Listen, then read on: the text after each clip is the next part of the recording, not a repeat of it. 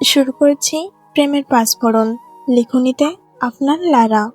পর্ব সংখ্যা 24। আচ্ছা, এবার শান্তি হয়েছে আপনার? হয়েছে তো। কি জোশ লাগতেছে তোমাকে? এবার একটা ছবি তুলবো। খবরদার না বলতেছি।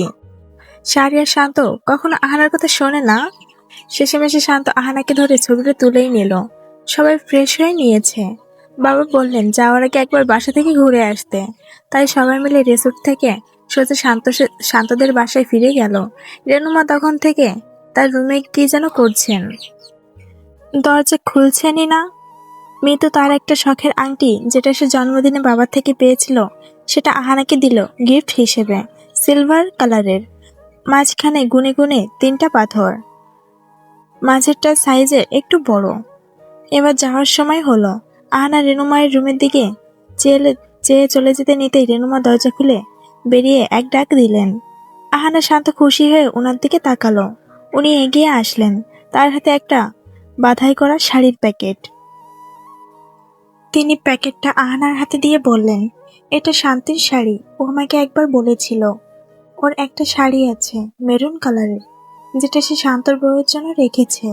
শান্তর বউ যখন গর্ভবতী হবে 6 মাসের সময়, তখন সে যেন এটা পরে। কারণ শান্ত ওর পেটে থাকতে এটা সে 6 মাসের সময় পরেছিল। বংশীয় রীতি যাকে বলে, এটা আমি রেখে দিয়েছি। এটা শুধু তোমার প্রাপ্য, নিয়ে যাও। আহানা শাড়িটা হাতে নিয়ে সালাম করলো রেনুমাকে। উনি মাথায় হাত রেখে বললেন, সুখী হও।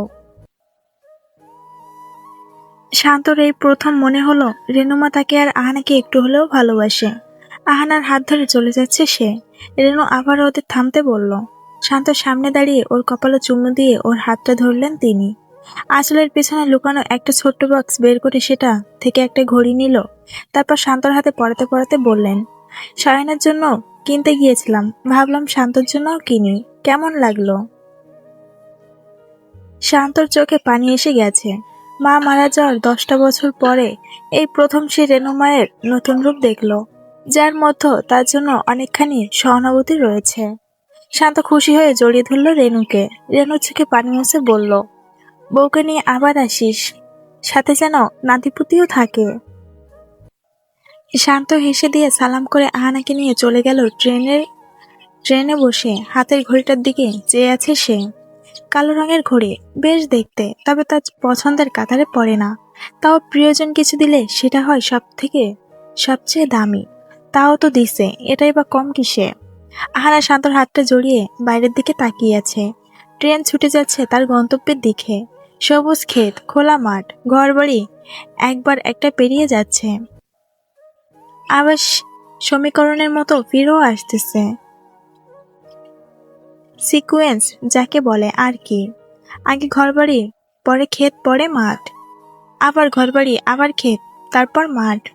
নওশাদ আর রূপা অন্য কেবিনে, একসাথে টিকিট পায়নি বলে তারা এবার শান্ত আর আহানার পাশে বসেনি। রাত 9:30টার দিকে তারা ঢাকায় পৌঁছে গেল। ও মা, সে কি বৃষ্টি! খোলা জায়গায় দাঁড়ানো সম্ভব হচ্ছে না। শান্ত আর নওশাদ তাড়াহুড়া করে দুটো রিক্সা নিল। বাসায় যেতে যেতে লেগে গেল আরো 1 ঘন্টা। তখন বাজে 10:30। শান্ত আহানাকে নিয়ে বাসায় ফিরে ব্যাগ রেখে একটা পরে ওকে নিয়ে হসপিটালে চলে আসলো। রক্ত বাকি 2 ব্যাগ দিয়ে দিতেই হবে। এত দেরি করা মোটেও ঠিক না। হসপিটালে এসে হলো আরেক বিপদ। বিপদটা হলো এই যে ডাক্তার যিনি রিপোর্ট নিয়ে কথা বলার, উনি আমেরিকায় এখন। ওনার একটা পার্সোনাল কাজে ইমিডিয়েটলি চলে গেছেন। আর তাই হয়তো ওনার ফোন বন্ধ পেয়েছে শান্ত। এখন কি করবে? নার্স রিপোর্ট ধরিয়ে দিয়েছে। রিপোর্টে কি আছে তা সঠিকভাবে বুঝতে পারবে একমাত্র ডাক্তারই। নার্স বলল অন্য একজন ডাক্তারের সাথে দেখা করতে। শান্ত সেটাই করলো।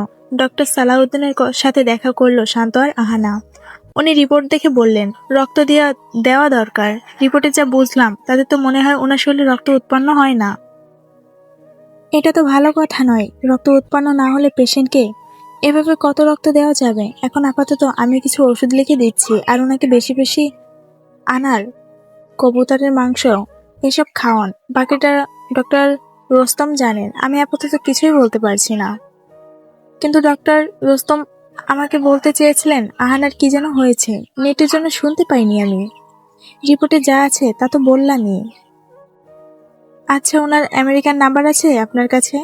না, উনি ওনার পার্সোনাল নাম্বার কাউকে দেন না। চিন্তা করবেন না, 1 থেকে 2 সপ্তাহের ভিতরেই চলে আসবেন উনি। ওকে, এখন আপনি আপনার ওয়াইফকে বাকি রক্তের ব্যাগ দিয়ে রক্ত দিয়ে দিন, দেরি না করে। আচ্ছা। আহানা হসপিটাল বেডে বসে আছে। শান্ত কেক আর পাউরুটি এনে আহানাকে জোর করে খাইয়ে দিল। ডাক্তার এসে ক্যানেলা লাগিয়ে চলে গেলেন। আহানা বালিশে মাথা রেখে শান্তর দিকে তাকিয়ে আছে। শান্ত সোফায় হেলান দিয়ে বসে আহানার দিকে সে মিষ্টি করে হেসে দিয়ে বলল, দেখলা, বললাম না তোমার বড় কোনো অসুখ নেই, তুমি শুধু শুধু এত সব ভাবছো। আহানাও হেসে দিল, মনে হলো ঘাড়ের উপর থেকে বোঝা উঠে গেছে। আহানা, তোমাকে আর অফিস যেতে হবে না, আমি চাকরি করব। তোমার শরীর খারাপ নিয়ে চাকরি করতে হবে না। না, আমি চাকরি করব। আমারও তো নিজের ইনকাম করার অধিকার আছে, করিও। তোমার স্বাধীনতায় তো আমি আবার কিছু বলতে পারবো না। তোমার লাইফ, তোমার ইচ্ছা। শরীর খারাপ করলে একদম বলতে আসবে না আমাকে। শান্ত রেগে রুম থেকে চলে গেল। আহানা আর কিছু বলল না। ঘুম আসতেছে তাই ঘুমিয়ে গেল। যখন চোখ খুলল তখন দেখলো সকাল হয়ে গেছে। শান্ত ওর পাশের চেয়ারে বসে মাথা বেডে রেখে ঘুমাচ্ছে। আহানা শান্তর মাথায় হাত বুলিয়ে দিল। দাগ রক্তের ব্যাগ শেষের পথেই, তাই এবার আহানা শান্তকে ডেকে দিল ওঠার জন্য। সে উঠে ডাক্তারকে নিয়ে আসলো। উনি এসে রক্তের ব্যাগ খুলে নিলেন। বাসায় ফিরে আহানা চুপ করে বসে আছে আর শান্ত রান্না করতেছে। নাচ থেকে একসাথে অফিসে যাবে।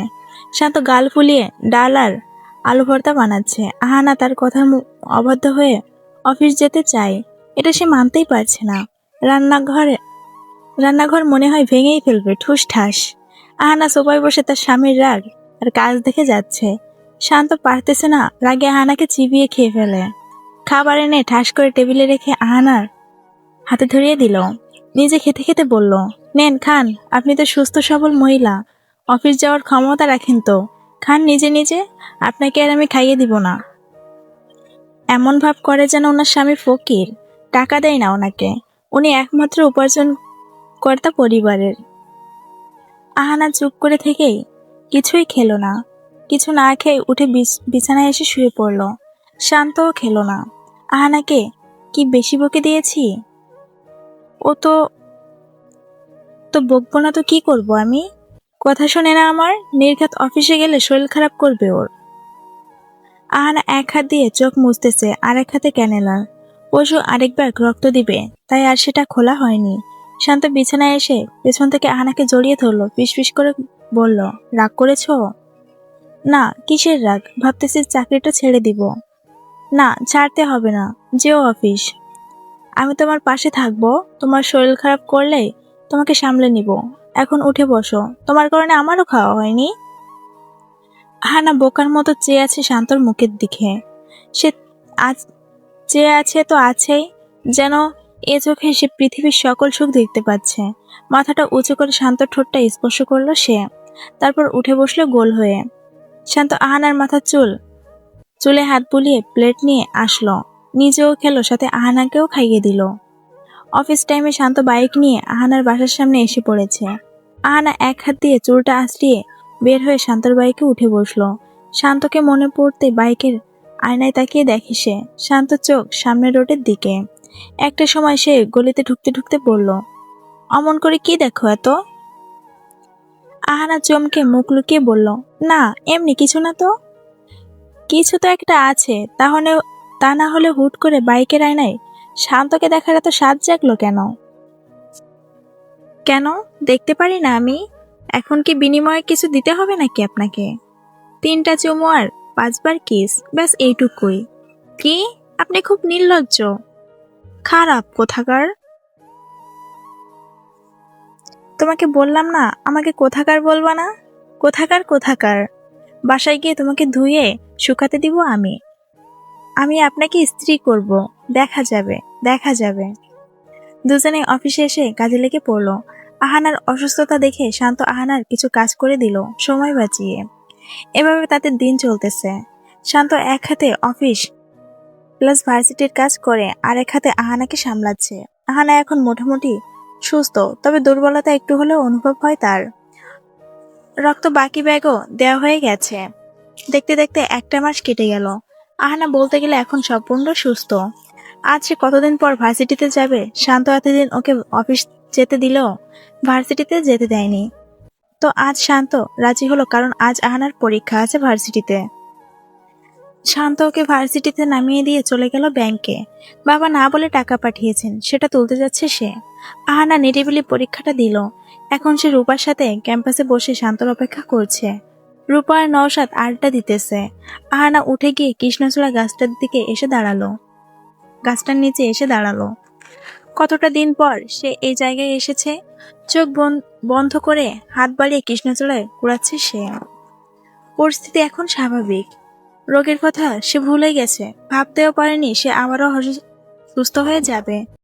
মনে তো হয়েছিল এই পৃথিবীতে আর টিকে থাকা সম্ভব না, কিন্তু সেটা ভুল ছিল। আমি আবারও সেই আগের মতো কাজ প্লাস ভার্সিটির ক্লাস সব সামলাতে পারবো, সাথে সংসারটাও। আজ অফিস শেষে বাসার জন্য কিছু আসবাবপত্র কিনবো, আমি আর শান্ত মিলে। আমি 50% টাকা দিব আর শান্ত 50%। কার্পেটার, ফুলের টব, আরো কত কি। আমি আমার বাসায় থাকতেই স্বাচ্ছন্দ্য বোধ করি। শান্ত মানা করে না, বরং সে তার ফ্ল্যাট রেখে আমার সাথেই থাকে বেশিরভাগ। আহানা। ভাবনার জগৎ থেকে বেরিয়ে আহানা শান্তর দিকে তাকালো। শান্ত বাইক নিয়ে এসে গেছে। ফোনে কথা বলতে বলতে আহানাকে বলল আসতে। আহানা গিয়ে ওর পাশে বসলো। শান্ত ফোন পকেটে ঢুকিয়ে বলল, পরীক্ষা কেমন হলো তোমার? ভালো। আচ্ছা। দুজনে এবার একটা রেস্টুরেন্টে আসলো। এখান থেকে খেয়ে নিয়ে অফিসে যাবে। আহানা কয়েকদিন ঠিক মতো খাবার দাবার খাচ্ছিল, তবে ইদানিং দুই থেকে তিন ধরে শান্ত খেয়াল করতেছে আহানার খাবারের প্রতি প্রচুর অনীহা। সারাদিন আচার খাবে। দাদের আচারের ভর্তি ভর্তি বয়েম ছিল 3টা, একটা জলপাই, একটা আমের আর একটা চালতার। সবগুলোতে এখন খুঁজেও 1 চামচ আচার পাওয়া মুশকিল হবে, কারণ সব আহানা একাই খেয়েছে। শেষে শান্ত বাজার থেকে আচার কিনে এনে দাদির আচারের বয়াম আবার ভর্তি করেছে। এখনো রেস্টুরেন্টে এসে আচারি চিকেন খাবে বলতেছে। আজব সব ব্যাপার। এসব খেলে কি রক্ত হবে? বুঝতেছো না কেন তুমি? ক্ষতিও তো হবে না। এটাই লাস্ট। এরপর থেকে 2 প্লেট ভাত খাওয়া দুপুরে। আমি কিচ্ছু শুনতে চাই না। আচ্ছা খাবো, এখন ফুচকা খাবো। মাত্রই তো ভাত খেলাম, এখন আবার ফুচকা? তো কি হয়েছে? আমার না ফুচকা খেতে মন চাচ্ছে। ইস, টক টক, খুব মজা। খাওয়াবো, তবে এখন না, অফিস শেষ করে এখন চলো অফিসে। আহানা গাল ফুলিয়ে গিয়ে বসলো বাইকে। কি, ফুচকা খাওয়ায়নি বলে ওর না বাইকে বিছিয়ে বসতে হবে? আমি কিপটে মেয়েদের সাথে কথা বলি না। আমি কিপটা? তুমি যে 2-3 বোতল আচার শেষ করলে, সেই আমিই কিনে আবার ডিব্বা ভর্তি করেছি, এরপরও আমাকে কিপটা বললা? হ্যাঁ, আপনি কিপটা। শান্ত আহানার ওড়না ঠিক করে ওর মাথায় পরিয়ে দিয়ে বাইকে উঠতে উঠতে বলল, যাও, ফুচকার সাথে ঝালমুড়িও খাওয়াবো। সত্যি? কাল আহানার জন্মদিন। সে আজ পর্যন্ত তার জন্মদিন কখনো পালন করেনি। নিজেরই মনে থাকে না তার। তবে মাঝে মাঝে নিজের ডায়েরিটা খুললেই মনে পড়ে যায়, কারণ প্রথম পৃষ্ঠায় সুন্দর করে লেখা আছে তার জন্মদিন আর সাল। আজ সকালে ভার্সিটিতে আসার সময় যখন বই খাতা গোছাচ্ছিল, সে তখন তার হাত থেকে সব পড়ে গিয়েছিল। সে যখন সব গুছিয়ে রাখতেছিল তখন চোখে পড়ল খোলা ডায়েরিটা, যেখানে স্পষ্ট তার জন্মদিন কবে তা লেখা ছিল। শান্তকে বললে সে নিশ্চয় আহানার জন্মদিনটা বড় করে সেলিব্রেট করবে। করবে, কিন্তু আমি চাই না সেটা। আমি জন্ম হয়ে কোনো হাইফাই কাজ করিনি যে ঢোল ঢাল পিটিয়ে জানাতে হবে সবাইকে আমার জন্মদিন। আমার জন্মদিন। আহানা, কি ভাবো এত? অফিস এসে গেছে। আজ অফিস হয়ে গেছে এক তুমুল কাণ্ড। আর সেটা হলো নিহাল বিয়ে করেছে, তাও কাকে? ববিকে। শান্ত হাসতে হাসতে একবার এক কোণায় যাচ্ছে। আহানা শান্তর হাসি দেখে সেও হাসতেছে, তবে তারা দুজনে কেন হাসতেছে কে জানে। অফিস শেষ করে সন্ধ্যাবেলায় শান্ত আহানাকে নিয়ে সেই লেকটায় আসলো। ফুচকা ঝালমুড়ি খাওয়ালো ওকে। ও মা, এবার তার আরেক বাহানা, সে আইসক্রিম খাবে। শান্ত একজন আদর্শ স্বামীর মতন তার স্ত্রীর সব ইচ্ছা ইচ্ছা পূরণ করে যাচ্ছে। এত এত খাওয়া দাওয়ার পর আহানা ঘুমিয়ে পড়েছে শান্তর পিঠে মাথা রেখে। ও ঘুমিয়ে গেছে বুঝতে পেরে শান্ত ওকে আগলে রেখেছিল। এক হাতে আরেক হাত বাইক চালিয়েছে। আহানা গভীর ঘুমে। মেয়েটার কি হলো কে জানে, হাবিজাবি খাচ্ছে আর শুধু ঘুমাচ্ছে। এসব ভাবতে ভাবতে আহানাকে কোলে নিয়েই সে তার বাসায় ঢুকলো। আহানা জেগে গেছে ততক্ষণে, ঘুম ঘুম চোখে বসতেছে। শান্ত, আমি আচার বলতেছে, শান্ত, আমি আচার খাবো। এটা শুনে শান্ত এমন ধমক দিয়েছে যে এখন সে শান্তর বুকে মুখ লুকিয়ে চোখের পানি মুছতেছে। শান্ত ওকে বিছানায় নামিয়ে রান্নাঘরের দিকে চলে গেল। আহানা গাল ফুলিয়ে বারান্দার দিকে তাকিয়ে আছে। শান্তর বাসায় অনেকদিন পর আসলো সে। শান্ত আপেল, কমলা আর আঙুর নিয়ে এসে আহানার হাতে ধরিয়ে দিয়ে ফ্রেশ হতে চলে গেল। আহানা মুখ বাঁকিয়ে আপেল খাচ্ছে। তারপর অর্ধেক খাওয়া আপেলটা বিছানায় রেখেই রান্নাঘরের দিকে গেল। সারা রান্নাঘর খুঁজেও আচার পেল না। শেষে মন খারাপ করে আবার রুমে ফিরে আসলো। বিছানায় বসতেই ওর মনে হলো বমি আসতেছে। পাগলের মতো ছুটে বাথরুমে ঢুকে বমি করে দিল বেসিনে। শান্ত গায়ে সাবান লাগিয়ে লাগিয়ে স্ট্যাচুর মতো দাঁড়িয়ে আছে। দরজা লাগায়নি, কারণ আহানা কখনো না বলে বাথরুমে আসে না। আর আজ কিনা সে রেকর্ড ভাঙলো। আহানা মুখ ধুয়ে পিছনে চেয়ে দেখলো শান্ত রোবট হয়ে মুখটা গম্ভীর করে চেয়ে আছে। কি কি হলো তো? আরো খাও উল্টাপাল্টা খাবার। এসব খেয়ে এখন বমি করতেছো, আর খেতে চাইলে চড় মেরে দিব। যাও বিছানায় গিয়ে বসো। আহানা ভ্রুকুচকে চলে গেল। শান্ত গোসল করে বেরিয়ে এসে দেখলো আহানা নেই। চিন্তায় রুম থেকে বের হতেই দেখলো আহানা ডাইনিং এ বসে ভাত খাচ্ছে রাক্ষসের মতো। শান্ত ওর পাশে চেয়ার টেনে বসে ওর গাল টিপে ধরে নাড়িয়ে চাড়িয়ে দেখলো, না সব তো ঠিক আছে, তাহলে এমন অদ্ভুত আচরণ করতেছে কেন? খাওয়া শেষে এবার সে দুম করে উঠে শান্তর কোলে বসে পড়ল। শান্ত রীতিমতো অবাক। আচ্ছা তোমার কি হলো বলো তো? কিছুই না, বরকে আদর করা যায় না নাকি? আহানা শান্তর খোঁচা খোঁচা দাড়িতে হাত ঘষতেছে যেন পাতিল মাজতেছে। শান্ত কোনো রকম ভাত খেয়ে আহানাকে টেনে রুমে নিয়ে গেল। বাসায় আপাতত সূর্য আর রিয়াজ আছে। ওরা টিভি দেখতেছে ওদের রুমে। আর নওশাদ রূপার বাসায় গেছে। আহানাকে এনে জোর করে বিছানায় শুয়ে দিল সে। আহানাও ভালো মেয়ের মতো ঘুমিয়ে গেল। চাইছিল একটু রোমান্স করবে, কিন্তু তার অনেক ক্লান্তি লাগতেছিল বলে আর জেগে থাকলো না, ঘুমিয়েই গেল। শান্ত সিগারেট খেতে খেতে ল্যাপটপে মুভি দেখতেছে, হরর মুভি। সেটা দেখা শেষে আহানাকে জড়িয়ে ধরে সেও ঘুমিয়ে পড়ল। রাত 12টা বাজে বরাবর। শান্ত আহানাকে হ্যাকচা টান দিয়ে উঠিয়ে ফেললো। আহানা চোখ ডলতে ডলতে বলল, একটু ঘুমাতেও দিবেন না? শুভ জন্মদিন আমার পাতানো প্লাস রিয়েল বউ। আহানা চমকে চেয়ে আছে শান্তর মুখের দিকে। উনি জানলেন কি করে? শান্ত উঠে গিয়ে একটা কেক নিয়ে আসলো, ছোট্ট একটা কেক। কেক বিছানায় রেখে আহানার দিকে তাকিয়ে বলল, তুমি বলা ছাড়া আর কোনো ওয়ে নাই নাকি যে আমি জানবো না এ ব্যাপারে? কি করে জানলেন? তোমার ডায়েরি পড়ছি। আপনি সেটা পেলেন কই? তুমি যত কিছু আমার থেকে লুকাই রাখছো তার সব আমার দেখা হয়ে গেছে। তার মানে? হ্যাঁ, ছোটখাটো জামা কাপড়ও।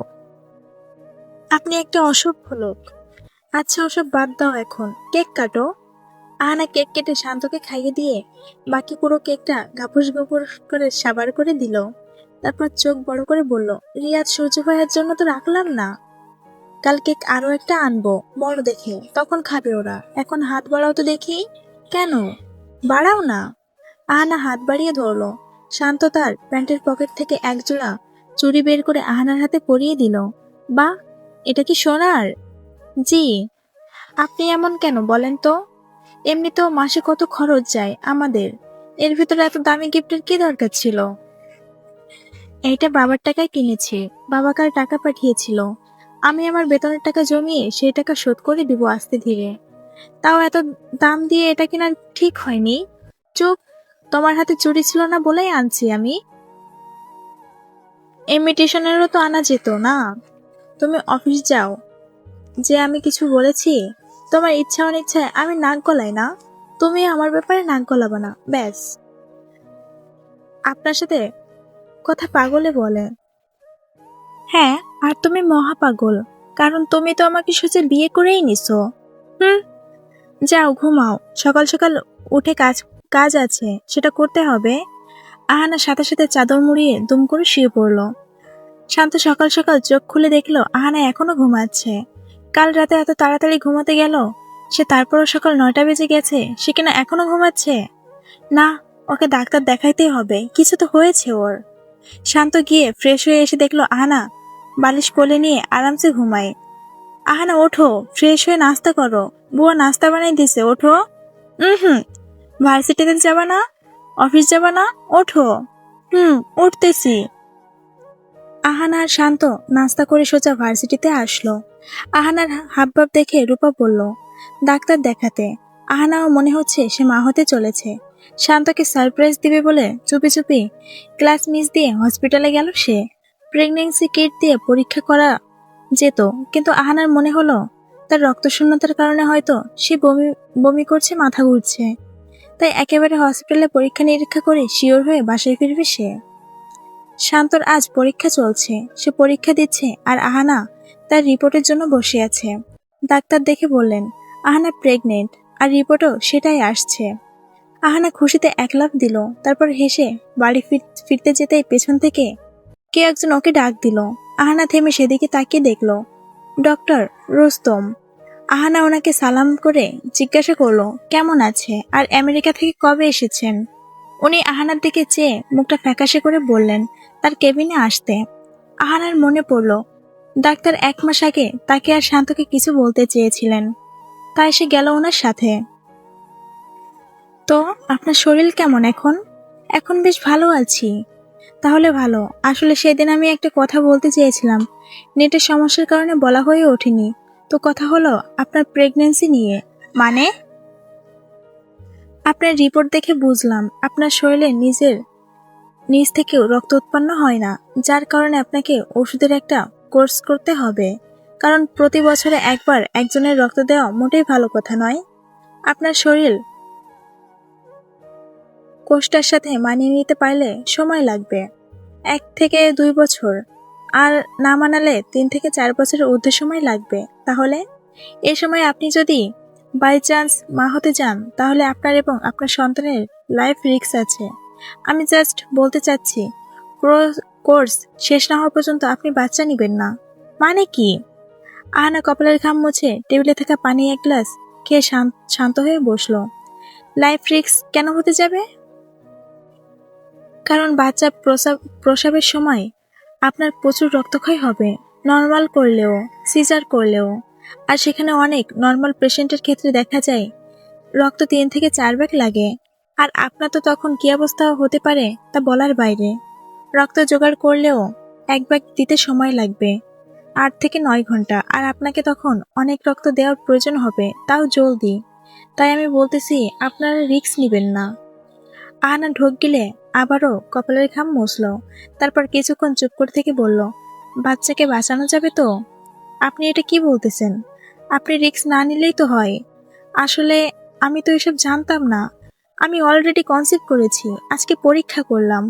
হোয়াট? আমার উচিত ছিল যে করেই হোক আপনাদের বিষয়টা জানানোর। এখন কি করব আমি? আই থিংক আপনার অ্যাবর্শন করা উচিত। আহানা চেয়ার থেকে উঠে দাঁড়িয়ে পড়ল। ডাক্তারের সাথে কোনো কথা না বলেই সে বাসায় ফিরে আসলো। রুমের এক কোণায় ফ্লোরে বসে আছে সে। শান্ত পরীক্ষা শেষ করে তার বাসায় এসে ডেকোরেশনে সব ঠিকঠাক করলো। আহানার জন্মদিন এখানে পালন করবে সে। আহানা তো মনে হয় তার বাসায় যাই, একবার দেখে আসি ওকে। শান্ত আহানার বাসায় এসে দরজায় নক করলো। দরজার ওপাশ থেকে শান্তর গলা শুনতে পেয়ে আহানা ফ্লোর থেকে উঠে দাঁড়িয়ে পড়ল। চোখ মুছতে মুছতে সে শান্ত আর দেরি না করে পকেট থেকে চাবি নিয়ে বাসায় ঢুকলো। আহানা, কোথায় তুমি? সোফার সামনে টেবিলের উপর রিপোর্ট দেখে। নতুন রিপোর্ট মনে হচ্ছে। আহানা সব রিপোর্ট চেনে শান্ত, তাই এটা ঠিক চিনতে পারলো না সে। তাই হাতে নিয়ে খুলে দেখতে লাগলো। আহানা মুখটা ধুয়ে মুছে নর্মাল হয়ে রুম থেকে বেরিয়ে দেখলো শান্তর হাতে রিপোর্টটা। শান্তর রিপোর্ট থেকে চোখ উঠিয়ে দাঁড়াতে এসে আহানাকে জড়িয়ে ধরলো। খুশিতে তার মুখ দিয়ে কথা বের হচ্ছে না। আহানাকে কোলে তুলে নিয়ে ঘুরতে লাগলো সে। আহানা শান্তর চোখে মুখে এত খুশি দেখে কি বলবে বুঝতেছে না সে। শান্ত হাসতে হাসতে আহানাকে সোফায় বসিয়ে হাঁটু গেড়ে ওর সামনে বসলো। দুহাত দিয়ে ওর মুখ ধরে ছলছল চোখে তাকিয়ে থাকে আহানার কপালে চুমু খেলো সে।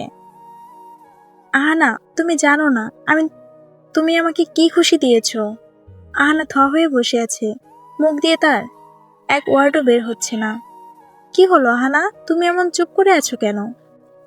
শান্ত নিশ্চয়ই অ্যাবর্শনের জন্য রাজি হয়ে যাবে, কিন্তু আমি আমার বাচ্চাকে কি করে? না, আমার মা বাবা আমার সাথে যা করেছে আমি আমার সন্তানের সাথে কখনো এমন করব না, কারণ তার তো কোনো দোষ নেই। কিন্তু শান্তর তো এটা জানা উচিত। শান্ত আহানার উত্তর না পেয়ে উঠে নওশাদ রূপাকে বাবাকে খুশির খবর জানিয়ে দোকানে গেল মিষ্টি কিনতে। আহানা বারান্দা দিয়ে শান্তর খুশি দেখতেছে। সে দাদাকে জড়িয়ে ধরে বলতেছে খুশির খবর আর মিষ্টি খাওয়াচ্ছে। মহল্লার সবাইকে মিষ্টি খাওয়ানো শেষ করে শান্ত ফিরে আসলো বাসায়। আজ তার সবচাইতে খুশির দিন। আহানা চুপচাপ জামা চেঞ্জ করছে, অফিসে যাবে তাই। শান্ত মিষ্টি একটা আহানার মুখে ঢুকিয়ে দিয়ে পুরো মিষ্টির প্যাকেট নিয়ে বিছানায় বসে খেয়ে যাচ্ছে। আহানা শান্তর হাসি খুশি চেহারা দেখে কিছুই বলার সাহস খুঁজে পাচ্ছে না। আজ অফিসে যাওয়ার পথে একজন ফেরিওয়ালার হাতে একটা পুতুল দেখে কিনে নিল সে। তার মেয়ে হলে তাকে দিবে খেলার জন্য। পুতুলটা কম দামি হলেও দেখতে বেশ ভালো লাগলো তার কাছে। আহানা সারাদিন ধরে শুধু শান্তর মুখের দিকে চেয়েছিল। শান্তর মন ভাঙতে হবে এই ভেবে তার বুকটা ফেটে যাচ্ছে। শান্তকে সত্যিটা জানানোর জন্য সে সব চেষ্টা করেছে। আজ অফিস ছুটি হওয়ার পর শান্ত আহানাকে নিয়ে সোজা তার বাসায় ফিরেছে। সেখানে আহানাকে সারপ্রাইজ দিবে সে। আহানার চোখে ফিতা বেঁধে দিছে বাসায় ঢোকার আগ মুহূর্তে। তারপর আহানার হাত ধরে রুমে ঢুকে ও চোখের ফিতা খুলে দিল। পুরো রুমটা বেশ সুন্দর করে ডেকোরেশন করানো, পর্দার উপর বড় বড় করে লেখা হ্যাপি বার্থডে আহানা। আহানার মুখে হাসি আসার মতো কোনো অবস্থা নেই, তাও সে বাধ্য হয়ে হাসলো। সামনে এগোনোর জন্য এক পা কদম ফেলতেই উপর থেকে কৃষ্ণচূড়া ফুলের পাপড়ি এসে পড়তে লাগলো। আহানা এবার মন থেকেই হাসলো। শান্ত ভার্সিটির পাশে কৃষ্ণচূড়া গাছটার থেকে অর্ধেক ফুল নিয়ে এসেছিল। পিছন থেকে রূপা, নওশাদ, রিয়াজ আর সূর্য আসতেছে। পুরো বার্থডে পার্টিতে শান্ত খেয়াল করেছে আহানার মুখে এক ফোঁটাও হাসি নেই। রাত 10টা বাজে, সবাই মিলে ডিনার করাই ব্যস্ত। আর আহানা বারান্দায় দাঁড়িয়ে অন্ধকার আকাশ দেখে যাচ্ছে। আকাশে তারা ছাড়া কিছুই নেই, চাঁদও না। তাও আহানার এত মনোযোগ দিয়ে দিয়ে দেখে যাচ্ছে। আসলে তার মন আকাশের দিকে নয়, এমনিতেই মুখটা আকাশের দিকে ফিরিয়ে রেখেছে। মনে মনে তো সে ভাবতেছে কিভাবে সে তার বাচ্চাকে বাঁচাবে, কিভাবে শান্তকে সত্যিটা জানাবে। শান্ত সত্যিটা শুনলে নির্ঘাত অ্যাবর্শন করানোর জন্য এক পায়ে দাঁড়িয়ে যাবে। পেটের মধ্যে শান্তর হাতে স্পর্শ পেতে আহানা চমকে ভাবনার জগৎ থেকে বেরিয়ে আসলো। শান্ত আহানার ঘাড়ে মুখ রেখে কিছুক্ষণ চুপ করে থেকে বলল, তোমার কি মন খারাপ আহানা? আমি জানি কেন মন খারাপ।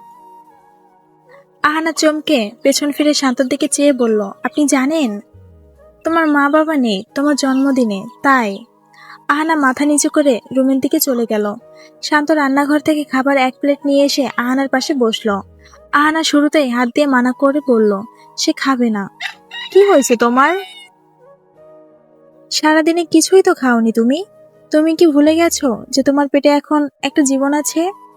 আহানা চোখ তুলে কিছুক্ষণ চেয়ে থেকে বলল, জীবন আমাদের মতো? আমাদের মতোই তো, আমরা সবাই তো এমন ছিলাম। আহানা আর চোখের পানি ধরে রাখতে পারল না, জড়িয়ে ধরল শান্তকে। শান্ত হাত থেকে প্লেট বিছানায় রেখে আহানাকে ধরে বলল, কি হয়েছে তোমার, আমাকে বলো। শান্ত, আমি অ্যাবর্শন করাতে পারবো না, আমাকে ক্ষমা করেন। অ্যাবর্শন মানে কি বলতেছো এসব? আহানা কান্নার জন্য কিছু বলতে পারছে না, শুধু বলছে তার ডক্টর রোস্তমের সাথে কথা হয়েছে, আর কিছু মুখ দিয়ে বের হচ্ছে না তার। শেষে শান্ত ফোন নিয়ে ডক্টরকে কল করে পুরো বিষয়টা শুনলো ওনার থেকে। সবকিছু শোনার পর হাত থেকে ফোন পড়ে গেল তার। আহানা বিছানার নিচে এক কোণায় বসে আছে, তার চোখ শান্তর দিকে। শান্ত হাত দিয়ে চুল টেনে নিজেকে সামলালো, তারপর বড় একটা নিঃশ্বাস ফেলে নিচে ফ্লোরে বসে আহানার হাত দুটো ধরলো। শান্ত, প্লিজ, আমি অপারেশন করব না। দেখো আহানা, আমার কথা শোনো, আমরা চাইলে পরে আরো আরো আরো বেবি নিতে পারবো। তাহলে এখন এই বেবির জন্য তুমি এত কেন লাইফ রিস্ক নিবা? তোমার আর আমার বেবির দুজনের লাইফ রিস্ক, তোমার আর বেবির দুজনের লাইফ রিস্ক আছে এটাতে। আর সবচেয়ে বেশি হলো তোমার লাইফ রিস্ক। দেখো আহানা, ট্রাস্ট মি, এখনো বেবি হয়নি। তোমার পেটে জাস্ট একটা অংশ তৈরি হয়েছে। এটা নষ্ট করলে বেবি ব্যথা পাবে না, সত্যি। শান্ত, প্লিজ আমাকে এসব বোঝাবেন না। আমি বাচ্চা না, আমি বাচ্চা না। আহানা শোনো, যদি এমন হয় 9 মাস পর আমরা বেবিকে না বাঁচাতে পারি, তখন তুমি শোক কি করে সামলাবে? আপনি নেগেটিভ কেন ভাবতেছেন? বাঁচাতেও তো পারে, সব আল্লাহর হাতে। আল্লাহ চাইলে কি না হয়। আমি জানি, কিন্তু বিপদ সামনে জেনে জেনে শুনে আমরা কেন এমন করব বলো? আমি তোমাকে হারাতে দিতে পারি না, এটা জেনে শুনে তো কখনোই না। তুমি কাল সকালে আমার সাথে যাবা, অ্যাবর্শন করিয়ে আনবো। এত বড় রিস্ক আমি কিছুতেই নিব না। I promise. তোমার কোর্স শেষ হলে আমরা ভেবে নিব। না, আমার মা বাবা আমাকে ফেলে গিয়েছিল। আমি জানি এটার কষ্ট কি। সে আমি কিনা আমার সন্তানকে মেরে ফেলবো? Just shut up আহানা। আমি যা বলেছি তাই হবে। তুমি এই বাচ্চা নিতে পারবে না। কাল আমি অসম্পূর্ণ কাজ সম্পূর্ণ করব। এখন খেয়ে ঘুমাবা তুমি। কথাটা বলে শান্ত বারান্দায় গিয়ে দাঁড়ালো। আহানা শান্তর ধমকে চুপ করে চেয়ে রইল, তারপর চোখ মুছে বলল, সে কি আপনার সন্তান নয়? শুধু আমারই ভেতরটা পুড়তেছে, আপনার পুড়তেছে না? শান্ত আকাশের দিকে চেয়ে বলল, হ্যাঁ আমার সন্তান।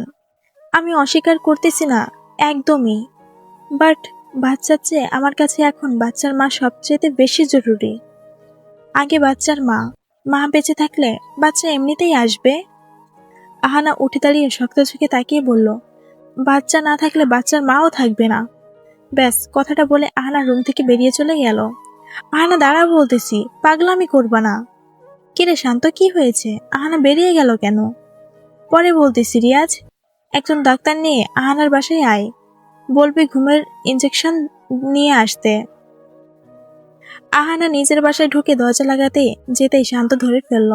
আহানা, বেশি বেশি করতেছো তুমি। আপনি চলে যান এখান থেকে। যাব না। আহানা বিরক্তি নিয়ে নিজের রুমে চলে গেল। খাটের এক কোনায় বসে আছে সে, আর শান্ত পাশেই দেওয়ালে হেলান দিয়ে দাঁড়িয়ে আছে। শান্ত ওর পাশে এসে বসতে ও সরে বসলো। ঠিক আছে, অ্যাবর্শন করাতে হবে না শান্তি। তুমি মরে যেও।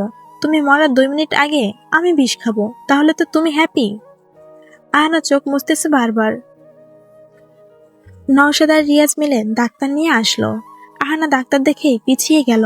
চিৎকার করে বলল, শান্ত প্লিজ এমন করবেন না। শান্ত আহানাকে আগলে ধরে বলল, কিছুই করব না। উনি তোমাকে রেস্ট রাখার জন্য একটা ইনজেকশন দিবে জাস্ট। না, লাগবে না। শান্ত ডাক্তারের দিকে তাকিয়ে ইশারা করলো, তারপর আহানার হাত চেপে ধরলো। শান্ত প্লিজ, আমি মরে যাব। আমার বেবিকে চাই শান্ত, এমন করবেন না। ডাক্তার ইনজেকশনটা দিয়ে চলে গেলেন। রূপা আহানার মাথায় হাত বুলাচ্ছে। আহানা ঘুমিয়ে পড়েছে ততক্ষণে। শান্ত জানালার গ্রিল ধরে বাইরের দিকে তাকিয়ে আছে। আহানা ডিপ্রেশনে ভুগতেছে। ওকে ঘুমের ইনজেকশন দিতেই হতো, না না হলে উল্টাপাল্টা কাজ করে বসতো আজ। তুই এখন কি করবি? আমার তো মতামত হলো অ্যাবর্শন করানো উচিত, নাহলে আহানার লাইফ নিয়ে টানাটানি লাগবে। ভাইয়া, আমি বলতেছি কি, আহানার কথাটাই ঠিক। সম্পূর্ণ আল্লাহর উপর ছেড়ে দিলে হয় না? ভবিষ্যতে কি হবে জানি না, তবে ডক্টর রোস্তম যা বললেন তা সত্য। 100%-এর 9.99 চান্স নেই যে বাচ্চা আর মা দুজনেই বেঁচে যাবে। একজন না একজন মারা যাবেই। আর কথা হলো, বাচ্চাকে না বাঁচিয়ে আহানাকে সেদিন বাঁচাতে গেলেও অনেক বড় রিস্ক হবে ব্যাপারটা। এত কিছুর পরও তাকে বাঁচানো নাও যেতে পারে। তাহলে সব জেনে আমি কেন এত বড় রিস্ক নিব? দেখ শান্ত, মিরাক্কেলও তো হতে পারে। না, এরকম অনেক অপারেশনে ডাক্তার করেছেন। এরকম ঘটনার মায়ের মৃত্যু হয়েছে। আমি শুধু শুধু ব্যাপারটা সিরিয়াস নিই নাই, যেটা সত্যি সেটাই। কি আর করার, তুই আহানাকে বোঝা, কারণ ওর অনুমতি ছাড়া অ্যাবর্শন করাবে না ডাক্তার। পরের দিন ভোরবেলা লাফ দিয়ে উঠে বসলো আহানা। পেটে হাত দিয়ে এদিক ওদিক তাকালো। চিন্তায় রুম থেকে বের হতেই দেখলো শান্ত মাথার উপর হাত রেখে সোফায় ঘুমাচ্ছে। আপনি অ্যাবর্শন করিয়ে ফেলেছেন? শান্ত ঘুম থেকে জেগে চোখ ডলতে ডলতে বলল, না। আহানা পেটে হাত দিয়ে আবার রুমে চলে গেল। শান্ত রান্নাঘরে এসে নাস্তা বানাচ্ছে। আহানা পেটে হাত দিয়ে চুপ করে বসে ভাবতেছে সে কি করবে এখন। 1 ঘন্টা পর শান্ত রুটি ভাজির প্লেট নিয়ে রুমে ঢুকলো। শান্তকে দেখে আহানা দূরে সরে বসলো। আহানা, তুমি কাল সারাদিনে তেমন কিছুই খাওনি, এখন চুপচাপ খেয়ে নাও। না, আমি খাবো না, কিছু খাবো না। আমি মোহনগঞ্জের আশ্রমে চলে যাব। আহানা, আজগুবি কথাবার্তা বাদ দাও। তুমি কাল থেকে এমন করতেছো কেন? একটা কথা বোঝার চেষ্টা করছো না কেন? আমি অ্যাবর্শন করাবো না। শান্ত পকেট থেকে একটা ছোট্ট বোতল বের করে আহানার হাতে দিল। ফাইন, অ্যাবর্শন করিও না। এখন এগুলো এই গ্লাসে ঢেলে আমাকে খাইয়ে দাও। আমি আমার আগে তোমার মৃত্যু সহ্য করতে পারবো না। তার আগেই আমাকেই মেরে দাও। দেখুন, বাচ্চার কিছু হবে না। সবসময় একই জিনিস হবে এমন তো না। আমি রোজা রাখবো, নফল নামাজ পড়বো, তাহাজ্জুদ নামাজ পড়বো। আল্লাহ আমার আর আমার বাচ্চার ক্ষতি হতে দিবে না। শান্ত রেগে গিয়ে বাসা থেকে বের হয়ে চলে গেল। আহানা নাস্তা আর খেলো না। একেবারে অফিস টাইমে রেডি হয়ে বাসা থেকে বের হলো সে। শান্ত বাইক নিয়ে আসেনি, রাগ করেছে নিশ্চয়। তাই আহানা একটা রিক্সা নিয়ে অফিসে গেল। এসে দেখলো শান্ত অফিসে আগেই এসে গেছে। আহানা এসে ওর পাশে বসতেই শান্ত ফাইল ফাইল এডিট করতে করতে বলল, নাস্তা খেয়েছিলা? না। শান্ত রেগে ওর দিকে তাকালো, তারপর উঠে ক্যান্টিনে চলে গেল খাবার আনতে। খাবার প্যাকেট হাতে নিতেই দেখলো রাফি দৌড়ে দৌড়ে আসতেছে। এসে বলল, আহানা জ্ঞান হারিয়ে ফেলেছে। শান্ত দৌড়ে কেবিনে চলে আসলো। লিজা ওর কোলে আহানার মাথা রেখেছে। শান্ত ওকে কাছে নিয়ে আনলো। রাফি বলল হসপিটালে নিয়ে যেতে। দেরি না করে শান্ত ওকে হসপিটালে নিয়ে চলে আসলো। ডাক্তার রোস্তম চেক আপ করতেছেন। খাওয়া দাওয়া ঠিক মতো করে না নাকি? আমি কি করব একটু বলেন? সে চায় না অ্যাবর্শন করাতে, জেদ ধরে বসে আছে। আমি তার কথার বিরুদ্ধে বলাই এখন খাওয়া দাওয়া অফ করে দিয়েছে সে। অ্যাজ এ ডক্টর আমি আপনাকে একটাই পরামর্শ দিব, আর সেটা হলো অ্যাবর্শন। একজন মা হিসেবে আহানা এমন রিয়াকশন স্বাভাবিক, তবে একে উপেক্ষা করে অ্যাবর্শন করানো উচিত, কারণ লাইফ রিস্কে এভাবে সহজভাবে নেওয়াটা বোকামি। আমি বুঝেছি, বাট সে বুঝতেছে না। এভাবে খাওয়া দাওয়া ছেড়ে দিলে আমি কি করতে পারি? ও ওর কথায় অটল। অ্যাবর্শন মায়ের অনুমতি সবচেয়ে বেশি ইম্পর্ট্যান্ট। যেহেতু আহানা রাজি হচ্ছে না, সেহেতু আমি আর কি বলতে পারি বলুন? আপনারা যে সিদ্ধান্ত নেবেন সেটাই হবে। বাট আমি আপনাদের আবারও মানা করতেছি, এই ভুল করবেন না। কথাটা সিরিয়াস নেন। এরকম কেস আমি আরো দেখেছি। জাস্ট 1 থেকে 2 বছর ওয়েট করতে পারবেন না আপনারা? শান্ত আহানার মাথায় হাত বুলিয়ে ওর বেডের সামনে চেয়ারে টেনে বসলো। নওশাদকে ফোন দিয়ে বলল, কোন দেশে চিকিৎসা করলে এই সিচুয়েশনে বাচ্চা মা দুজনেই বাঁচানো যাবে, এরকম দেশের খোঁজ নিতে। একদিকে আহানা আর একদিকে তার সন্তান। মনে হচ্ছে 2 নৌকায় পা দিয়ে চলতেছে সে। এক নৌকায় ছেড়ে দিতেই হবে। যেটা ছাড়বে সেটা তার শরীরের একটা অংশ, আরেকটা তার প্রাণ।